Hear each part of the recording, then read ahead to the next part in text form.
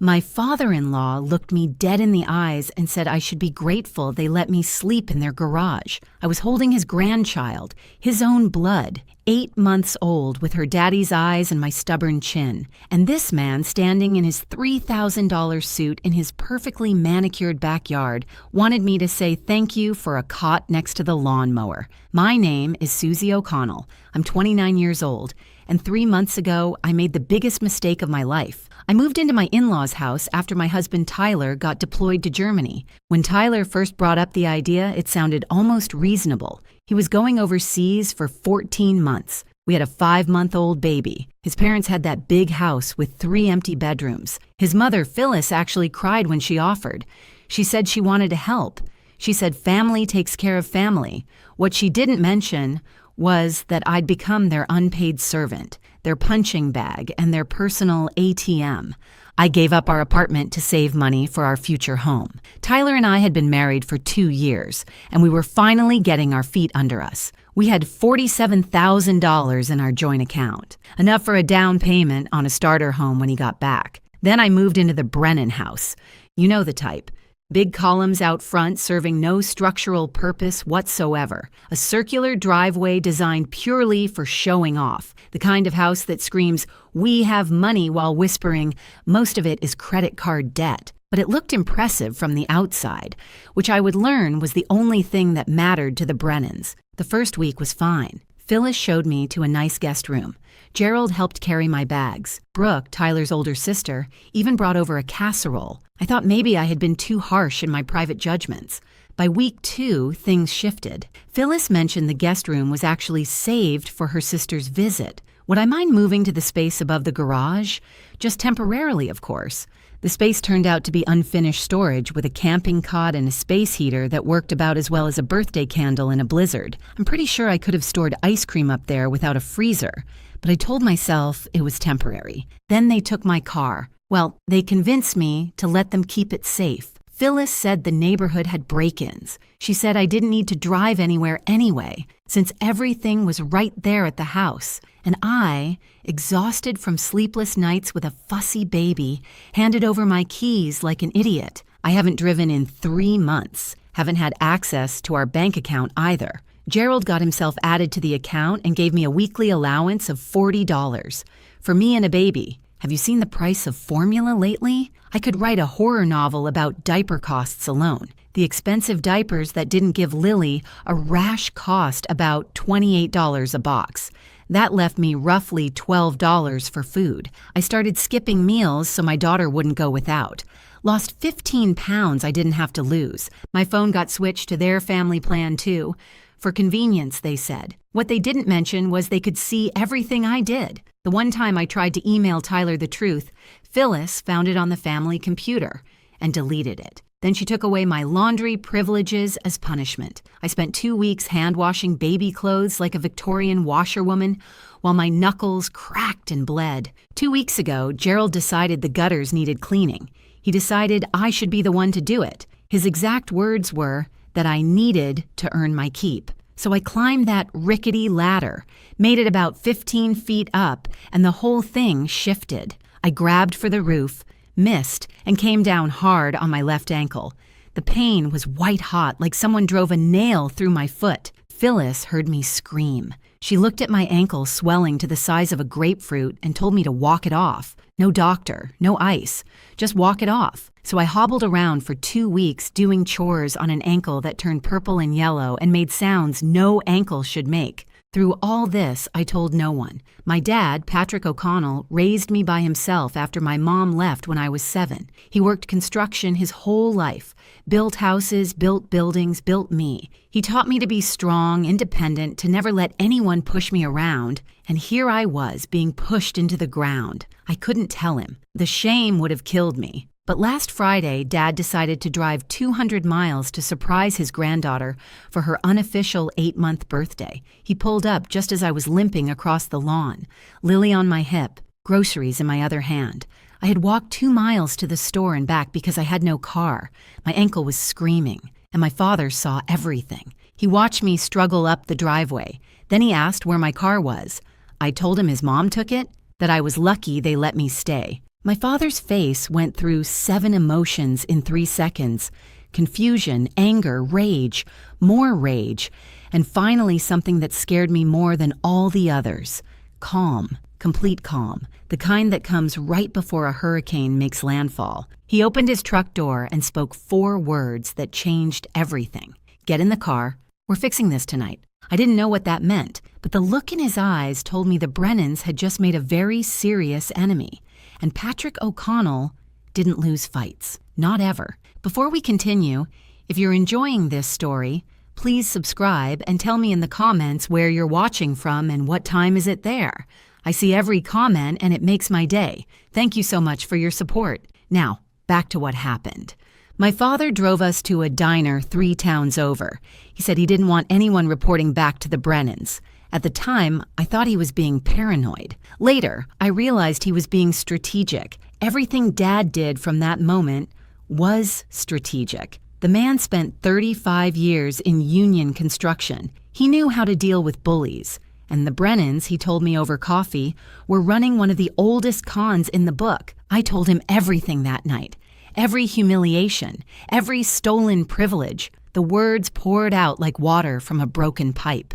3 months of silence, finally breaking free. I told him about Brooke, Tyler's older sister, who visited almost daily. Not to help, never to help. She came to report back to her mother about everything I did wrong. The dishes weren't clean enough. The baby cried too much. I wasn't grateful enough for everything her generous family was doing for poor little me. Brooke never liked me. I came from a working-class family. My father worked with his hands. In Brooke's world, that made me less than. Dad listened without interrupting.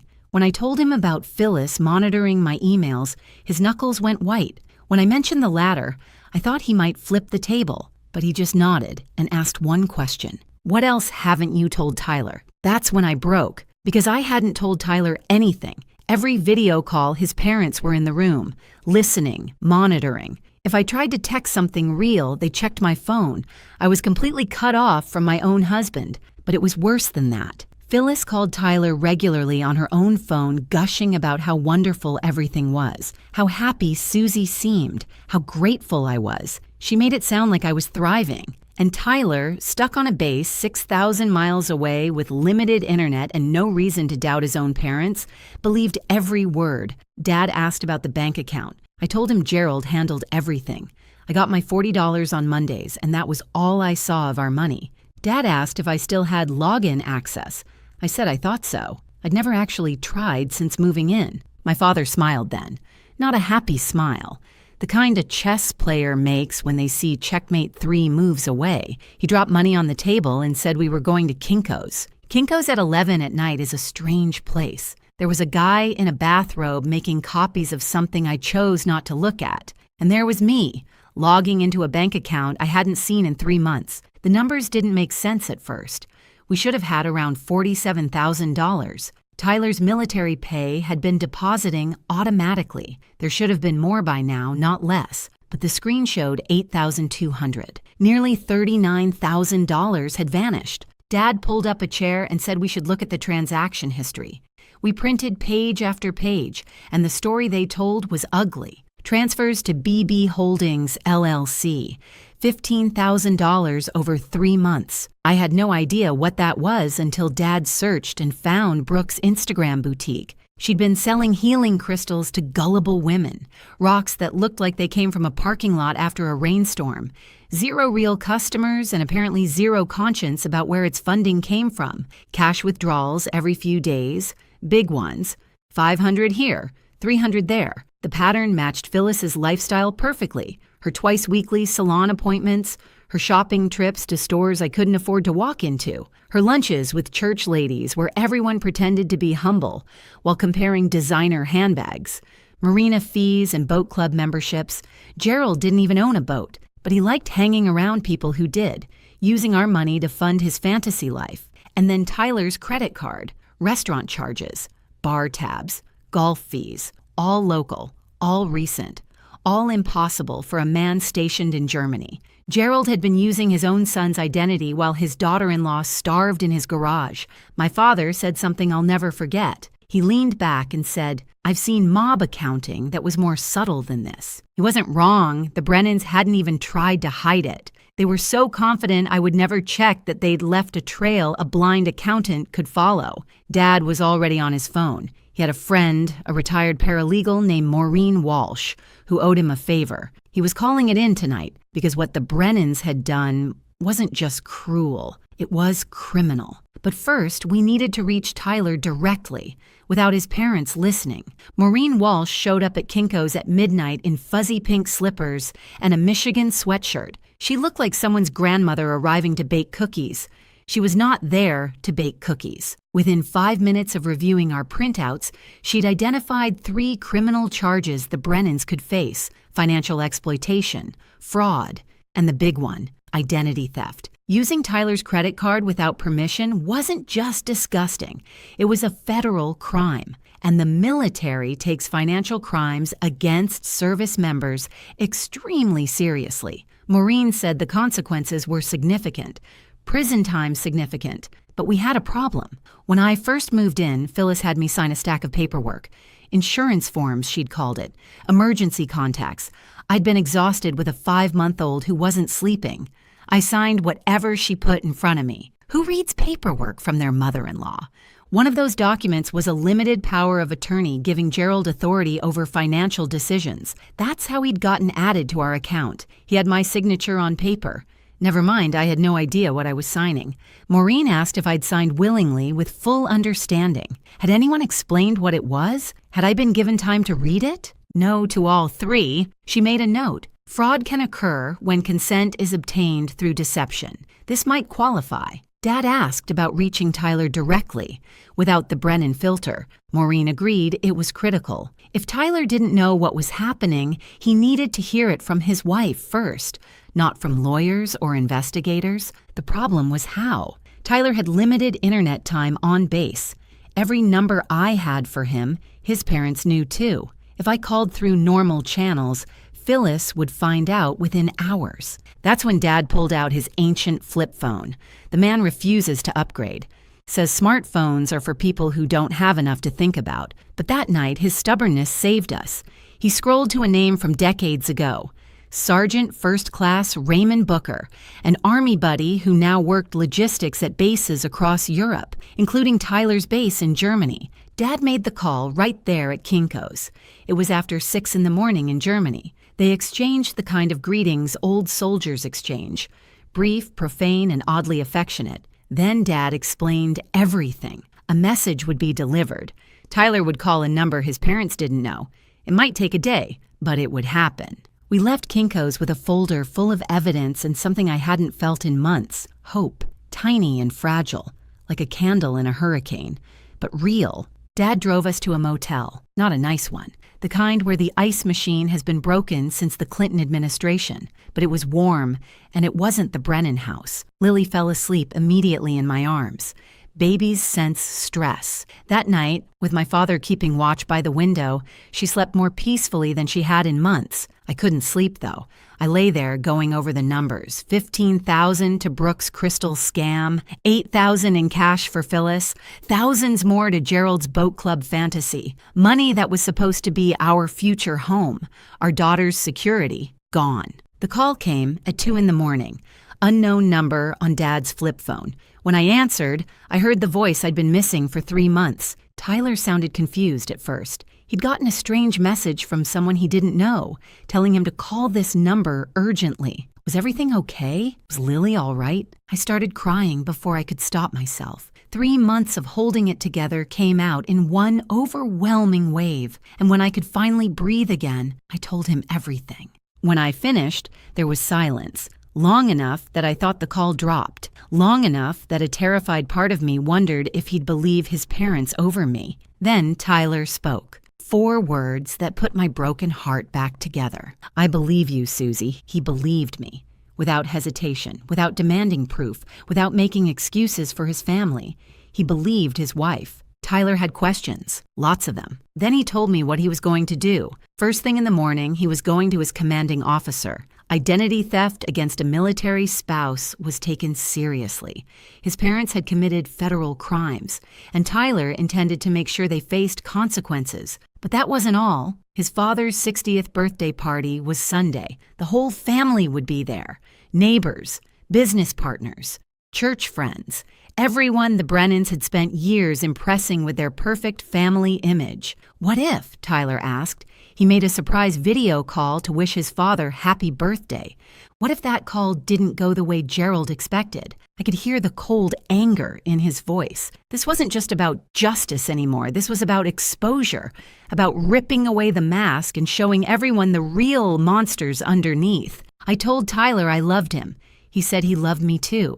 Then he said something that made me smile for the first time in 3 months. His father was about to have the worst birthday of his life. Saturday morning felt different. The sun came through that cheap motel window like the universe knew the balance was finally shifting. Lily woke up smiling, reaching for my face with her tiny hands, completely unaware her mama was about to go to war. Dad was already awake. I'm not sure he ever slept. He'd spent the night making calls, coordinating what he called the infrastructure of justice. The man had spent 35 years building things. Now he was building something different. The Brennans had no idea what they'd awakened when they messed with Patrick O'Connell's daughter. Tyler had been busy too. He called around 6 in the morning, right after meeting with his commanding officer. The military does not appreciate identity theft against service members. Tyler's CO listened to the whole story with a face like thunder, then connected him with JAG immediately. Within hours, Tyler had filed formal reports about the credit card fraud and unauthorized account access. The wheels of military justice were turning, and once they start, they're very hard to stop. First thing Tyler did was freeze every account, the joint savings, the checking, his credit card, everything. Gerald would find out soon enough when his next restaurant swipe got declined in front of his golf buddies. But by then it would be too late. No more transfers to Brooke's Crystal Pyramid scheme. No more cash for Phyllis's shopping addiction. No more boat club memberships for Gerald's fantasy life. The bleeding had finally stopped. But freezing accounts was just the beginning. Tyler wanted accountability, and he had a plan to get it. His father's 60th birthday party was tomorrow, Sunday. The whole extended Brennan clan would be there. Neighbors from the fancy houses nearby, business partners in expensive casual wear, church friends with covered dishes. Everyone the Brennans had spent years impressing with their perfect family image. Tyler wanted to burn that image to the ground in front of all of them. The video call was my idea. I told Tyler I'd suggest it to Phyllis as a surprise. She'd absolutely love having her military son beam in from Germany to honor his father publicly. She'd set up the big TV in the living room, gather all the guests for the touching moment, probably buy a ring light for perfect video quality, record everything for memories. She'd think of everything, except what Tyler was actually going to say. Maureen came by the motel around noon with updates. Her detective friend Sullivan, who'd worked financial crimes for 20 years before retiring, had reviewed our evidence informally. He said there was more than enough for a formal investigation. The power of attorney obtained through deception, the unauthorized withdrawals, the identity theft. These weren't small violations. These were felonies. Sullivan couldn't make arrests based on an informal review, but he could do something almost as valuable. He could show up at the party, ask questions, make the Brennans very nervous in front of everyone they'd spent years impressing. The formal investigation would take time, but the questioning could happen immediately. And having a detective appear at Gerald's 60th birthday, badge visible, asking about financial irregularities, that would send a message louder than any arrest warrant. Dad coordinated the timing. Sullivan would arrive about 30 minutes into Tyler's video call, just when the truth was sinking in. Just when Gerald and Phyllis were scrambling for explanations. Dad even practiced his innocent face in the motel mirror that afternoon. He kept asking if he looked trustworthy, like a friendly grandfather just there to support his daughter, not a man about to dismantle someone's entire reputation. I told him he looked perfect. He said I was a terrible liar, but he appreciated the effort. I had to go back to that house, face Phyllis, pretend nothing had changed, Play the grateful daughter-in-law for one more day. The thought made my skin crawl. But if they suspected anything, they might cancel the party. They might destroy evidence. I needed them comfortable, confident, completely unprepared. Dad drove me back around 4 o'clock. Before I got out, I texted him exactly where I'd hidden my packed bag in the garage, behind the old paint cans on the metal shelf near the lawn equipment. He'd grab it tomorrow while everyone was distracted by the party. Walking back into that house was one of the hardest things I've ever done. Phyllis met me at the door with her usual tight smile, the one that never quite reached her eyes. She asked where I'd been. I told her my father wanted some grandfather-granddaughter bonding time. She seemed annoyed I'd left without asking permission, but had too much party preparation on her mind to push it. I waited until she was arranging centerpieces before making my move. I mentioned that Tyler had called my dad's phone since mine was acting up. He wanted to surprise his father with a video call during the party. Wished Gerald happy 60th in front of all the guests. You should have seen Phyllis light up. For a moment, I almost felt bad for her. Almost. She immediately started planning. The big TV in the living room, right after the cake cutting. She'd make sure everyone gathered. She'd even bought a ring light last month that would be perfect. It would be so special, she kept saying. I smiled and agreed. Oh yes, I said. It would definitely be something to remember. By the way, if this story is hitting close to home, please give it a like and share it with someone who needs to hear this. Your support helps me keep telling these stories. And trust me, what happens at that birthday party is something you don't want to miss. Sunday morning arrived gorgeous. Blue skies, light breeze, perfect temperature. Gerald's birthday couldn't have asked for better weather. The catering arrived early. The tent went up in the backyard. Flowers decorated every surface. It looked more like a wedding than a birthday. But Gerald never did anything small. Phyllis handed me a list at 8 o'clock, 37 tasks to complete before guests arrived. She spoke to me like hired help. Actually, less than hired help. At least hired help gets paid. I completed every task perfectly. Model daughter-in-law, invisible. The guests started arriving around 2.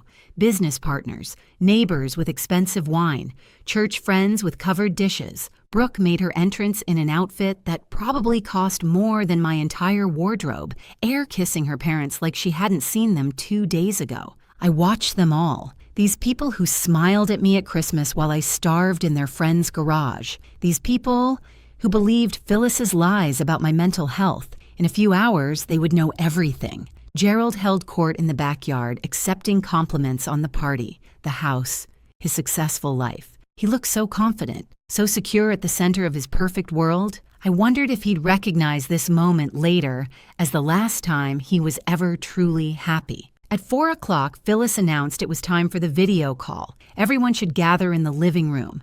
Her military son was calling from Germany to wish his father happy birthday. This was going to be so special. She was right about that. 53 people crowded into the living room. I counted them. Counting gave me something to focus on besides my pounding heart. Business partners positioned up front, eager to be seen. Church ladies clustered by the couch. Neighbors filled the gaps. Gerald stood center stage, champagne raised, beaming like a man about to receive a medal he actually deserved. Phyllis connected the call with a flourish. The TV filled with Tyler's face. He wore his dress uniform, looking every inch the proud military son. The room burst into applause. Someone whistled. Gerald raised his glass higher toward the screen. Tyler smiled, but something was off about that smile. Something cold underneath the warmth. I was probably the only one who noticed. I knew what was coming. "Happy birthday, Dad," Tyler said. His voice was calm, controlled. "I'm glad everyone could be here, because I have some things I need to say." The room settled into expectant silence. Everyone anticipated a heartfelt tribute, a son praising his wonderful father. That's not what happened. Tyler started with the money. He spoke clearly, without emotion, laying out facts like a prosecutor. $47,000. That's what he and his wife had saved for their future, for their first home, for their daughter's security. $8,200. That's what was left. Someone in this room stole almost $39,000 from his family while he served his country overseas. The room went completely silent. Gerald's smile froze on his face. Phyllis looked like she'd swallowed something rotten. $15,000 went to BB Holdings, LLC, Tyler continued. That's Brooke's company, Dad. The one selling crystals on Instagram, the one that apparently needed my money to survive. Every head in the room swiveled toward Brooke. She'd gone pale under her expensive makeup. Her mouth opened and closed like a fish yanked out of water. She looked at her parents for rescue. None came. $8,000 in cash withdrawals, Tyler said, matching Mom's spending habits perfectly, her salon appointments, her shopping trips, her lunches with all you lovely church ladies. The church ladies shifted uncomfortably. A few looked appalled. Most just looked fascinated, the way people can't look away from car accidents. Gerald's business partners were exchanging glances, doing mental math. If he'd steal from his own son, what might he do to them? But Tyler wasn't finished.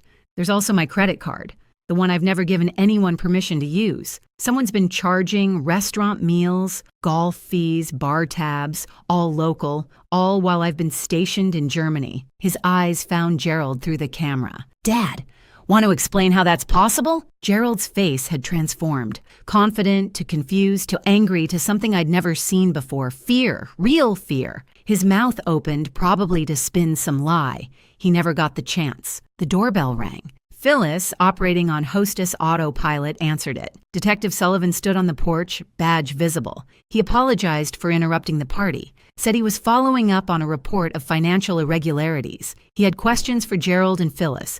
It would only take a few minutes, unless they'd prefer continuing this conversation at the station. The room erupted. Gerald's business partners suddenly remembered urgent appointments. Church ladies whispered frantically. Neighbors backed toward exits, not wanting their names associated with whatever was happening. But everyone froze when Tyler's voice cut through. I'm not finished. 53 people stopped moving. The detective stood in the doorway watching. Tyler told them about me. The garage, the cot next to the lawnmower, the $40 that was supposed to feed 2 people. The car taken away, the phone monitored, the emails deleted. He told them about the ladder and my ankle, about being told to walk off an injury that might have been a fracture, and he told them about the lies, the stories Phyllis spread about my mental health, the whispers that I was unstable, couldn't be trusted with my own baby, the campaign designed to destroy my reputation, so if I ever spoke up, nobody would believe me. I watched faces change around the room. Church ladies who'd believed Phyllis, who'd probably spread those stories themselves, looked sick. Neighbors who'd seen me limping and never offered help couldn't meet my eyes. They'd all been fooled. They'd all played their part without knowing it. Phyllis tried to interrupt, called it lies, misunderstandings, a troubled girl making up stories, but her voice was shaking. Her perfect composure was cracking. Nobody looked at her with sympathy anymore. They were looking at her like they'd never really seen her before. Gerald tried another approach, turned to his business partners, called it a family matter that got out of hand, said they could work it out privately. One partner, a silver-haired man named William, asked a simple question. Did you use your son's credit card, Gerald? Gerald didn't answer. His silence said everything. Detective Sullivan suggested Gerald and Phyllis come to the station voluntarily, answer some questions, clear up these misunderstandings. Tyler spoke one last time. He looked at me through the camera. Susie, take our daughter and go with your father. I'll be home as soon as I can. I love you both. Then he looked at his parents, the people who raised him, the people who'd stolen from him and abused his wife and lied to his face for 3 months. He didn't say goodbye. He didn't wish his father happy birthday. He just ended the call. The screen went black, and Gerald's perfect world went black with it. I walked to the door where Dad was waiting.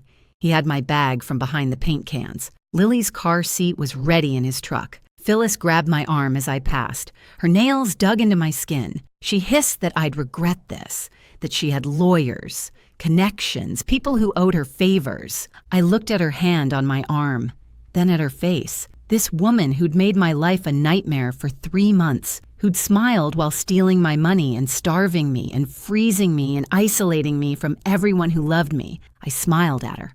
A real smile. The first genuine one I'd worn in that house. Then I said 5 words I'd dreamed about for months. I'm not scared of you. I pulled free and walked into the sunshine. Behind me, Sullivan was beginning his questions. Gerald was stammering. Phyllis's voice was rising in panic as everything crumbled around her. I didn't look back. Not once. I climbed into Dad's truck, buckled Lily in, and watched the Brennan house disappear in the mirror. The sun was setting, orange and pink streaking across the sky like the world was celebrating with me. The next few weeks were a blur of legal proceedings and phone calls, but for the first time in months, every update brought another small victory. Gerald and Phyllis were formally charged 10 days after the party. Financial exploitation, fraud, identity theft. The prosecutor added more charges once investigators really started digging. Turns out Gerald had been skimming from his business partners for years, too. Smaller amounts, harder to detect, but they added up. By the time everything was tallied, he was facing both state and federal charges. His lawyer told him to prepare for significant prison time.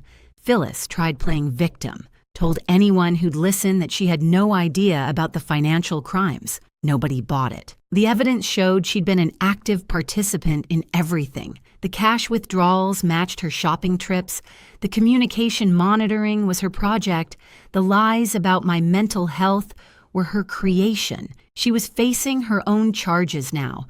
Brooke's situation was almost funny. Her Instagram boutique had never been properly registered with the state. She'd never paid taxes on the $15,000 she took from our account. When investigators looked into her business, they found a mess of violations. Her influencer dreams died the day the state tax authority sent her a letter demanding back payments plus penalties. Last I heard, she'd moved back in with her parents, the same parents facing criminal charges, the same house likely to be seized. Sometimes karma has a sense of humor. Tyler got emergency leave 3 weeks after the party. When he walked through my father's door and saw me and Lily waiting, he broke down. This man who'd held it together through combat training and overseas deployment finally let himself cry. We stood there wrapped together, the three of us, and I knew we were going to be okay, different than before, changed by what we'd been through, but okay. I learned something important through all this. My dad always said to keep your own emergency fund. Money nobody else can touch. I wish I'd listened better. From now on, I'll always have savings in just my name. No shared accounts without clear boundaries. No signing documents without reading every word. You never know who might betray that trust. The community reaction surprised me. I expected people to take sides. Instead, I got casseroles, cards, phone calls from church ladies apologizing for believing Phyllis's lies. One neighbor came by with homemade pie and tears in her eyes, saying she'd seen me limping that day and almost offered help, but decided not to interfere. She'd been haunted by that decision. I told her it wasn't her fault. The Brennans fooled everyone. The house went up for sale 2 months later. Gerald needed cash for lawyers. I drove by once. The for sale sign looked wrong in front of those pretentious columns. The grass was overgrown, the gardens choked with weeds. The house that was my prison was becoming a shell. I didn't feel satisfaction, just closure. Tyler came home permanently in early spring. He'd been transferred to a base 2 hours from Dad's place. We started looking at houses again, smaller than we'd planned, but ours. No in-laws with keys, no shared accounts with family, no power of attorney ever again. The last time I saw Phyllis was at a court hearing. She looked smaller than I remembered. The church lady mask was gone, replaced by something raw and scared. She tried to catch my eye. I looked right through her like she wasn't there. She doesn't get my attention anymore. She doesn't get anything from me ever again. Walking out of that courthouse, I held my husband's hand on one side and my father's on the other. Lily babbled happily in her carrier, unaware of everything. She'll know this story someday. I'll tell her that her mother was brave even when she didn't feel brave, that her grandfather drove 200 miles because something felt wrong, that her father believed his wife when it mattered most. And I'll tell her the most important lesson. You don't need permission to stand up for yourself. You don't need approval to demand respect. Anyone who tries to take your dignity doesn't deserve a place in your life. Not even family, especially not family who would hurt you. Some people mistake kindness for weakness. The Brennans made that mistake. They thought because I was polite, because I didn't fight back immediately, they could do whatever they wanted. They learned the hard way. When you mess with an O'Connell, you better be ready for the consequences. Family protects family, always. Thank you so much for watching. More of my most gripping stories are already on your screen. Click one now and don't miss the best part. You will love it. See you in the next story.